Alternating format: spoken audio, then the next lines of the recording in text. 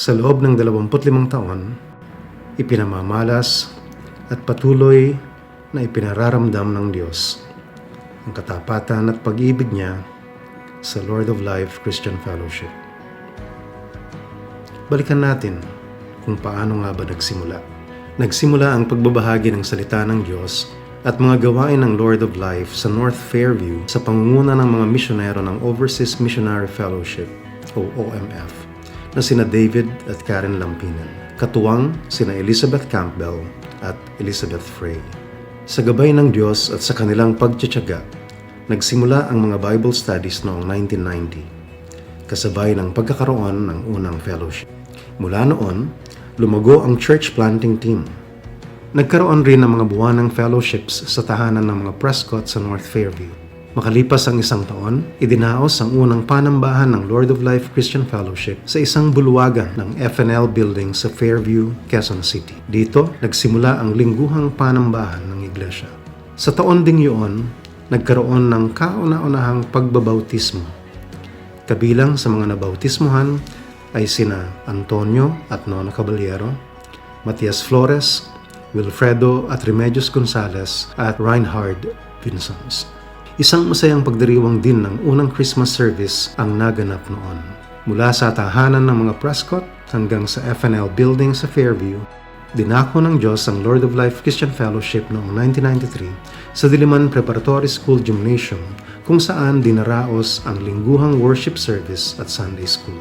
Wala pa mang permanenteng tahanan, taong 1994 nang mairehistro ito sa Securities and Exchange Commission bilang Lord of Life Christian Fellowship of Quezon City Incorporated at naging opisyal na miyembro rin ng Alliance of Bible Christian Communities of the Philippines o ABCO.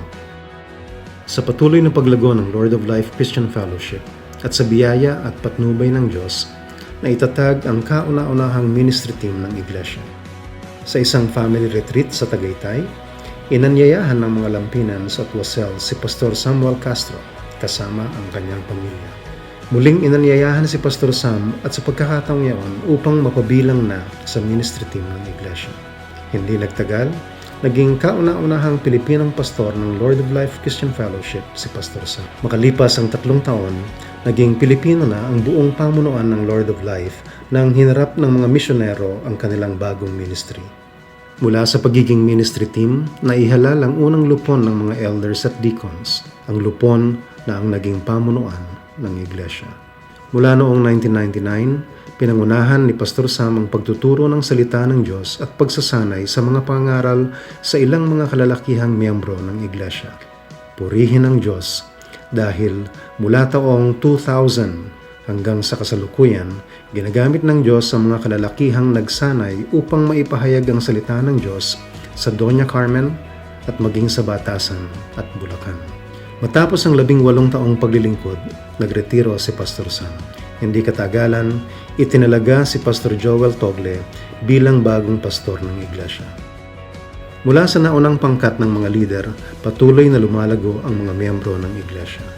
Mula sa pamunuan, sa mga kabataan, mga ngaral, maging mga tagapanguna sa panambahan. Ang bagong henerasyon patuloy na nanguhubog sa pamumuno sa bawat ministeryo. Mula 1994, naging kaakibat ang Lord of Life sa gawain ng mga misyonero sa loob at labas ng bansa.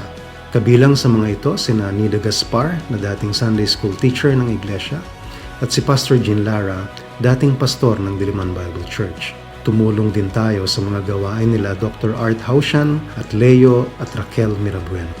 At sa ngayon, kasama sa patuloy na ipinapanalangin at sinusuportahan ng Iglesia ang mga manggagawang sina Eva Abad, Bel Beranya at Chris at Dottie Gregor.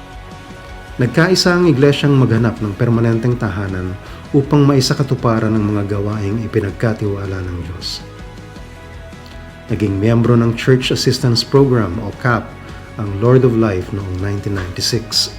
Nagtulungan ang bawat isa sa paglalayong magkaroon ng sariling lugar panambahan ng Iglesia. Nabuo ang Project Hagay team na nanguna sa paglikom ng pondo.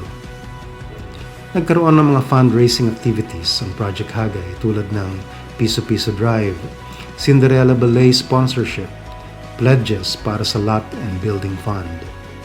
Sa katapatan ng Diyos at sa tulong ng Church Assistance Program, isang di malilimutang pangyayari ang naganap. Nabili ng Lord of Life ang isang lote sa Congress Park sa loob ng Doña Carmen, Quezon City. Di kinalaunan, nagkaroon ng groundbreaking ceremony sa naturang lote. Taong 2003, sinimula ng pagtatayo ng 2 palapag na gusali sa Doña Carmen. Samantala, patuloy na kumilos ang Diyos.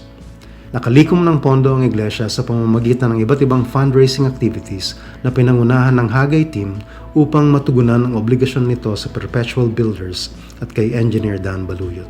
Ilang buwan ang nakaraan, lumipat ang Lord of Life sa hindi patapos na gusali. Idinaos ang unang panambahan sa gusali noong January 2004. Isang masayang pagdiriwang ang sumunod noong June 27, 2004. Idinaos ang pasinaya o inauguration ng gusali.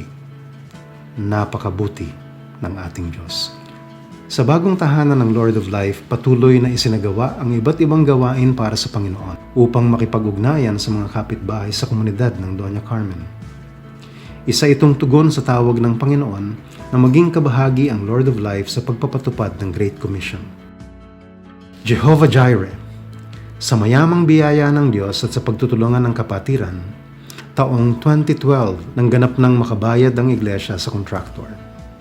Isang jubilee year ang 2012, taong nagdiwang ang iglesia ng kanyang ika-20 taon. Kalaunan, lumago ang bilang ng mga inaakay ng Diyos patungo sa Lord of Life Christian Fellowship. Mula sa mga care groups noong 1991, naging cell groups naman ito noong 1996. Taong 2010, sa pangunguna ni Pastor Sam, isinakatuparan ang strategy ng Natural Church Development o NCD upang lalong lumago ang iglesia. Sa tulong ng NCD implementation, nahikayat ang mga miyembro na magbuo ng mga small groups. Nabuo ang mga small groups noong 2011. Sa mga small groups, nagpatuloy ang pag-aaral ng salita ng Diyos, pananalangin at fellowships. Maraming nagsuko ng buhay kay Kristo mula sa mga small groups. Mula 1996 hanggang sa kasalukuyan, sa pagsisikap na may bahagi sa marami ang salita ng Diyos, lumago sa pananampalataya ang mga kasapi at lumakas ang samahan ng mga miyembro. Nagkaroon na rin ng mga discipleship groups, retreats, fellowships, at Bible study groups. Mula sa pakikipagkilala at pag-anyaya sa mga kapitbahay hanggang sa pagkakabuo ng mga Bible study groups. Nabuo ang mga outreach groups sa Faithville, Batasan Hills at sa Carissa, San Jose del Monte, Bulacan. Taong 2012, na-commission ang church planting team upang manguna at isakatuparan ang mga gawain sa Batasan at Carissa outreach groups. Sa simula, naglingkod ang mga miyembro ng Lord of Life Christian Fellowship sa Doña Carmen bilang manggagawa sa 2 outreach groups. Di nagtagal, ang mga napabilang na miyembro sa 2 grupo ay buong pusong nagsisipaglingkod sa iba't ibang ministeryo. Katunayan ito ng makapangyarihang pagkilos ng ating Diyos na buhay.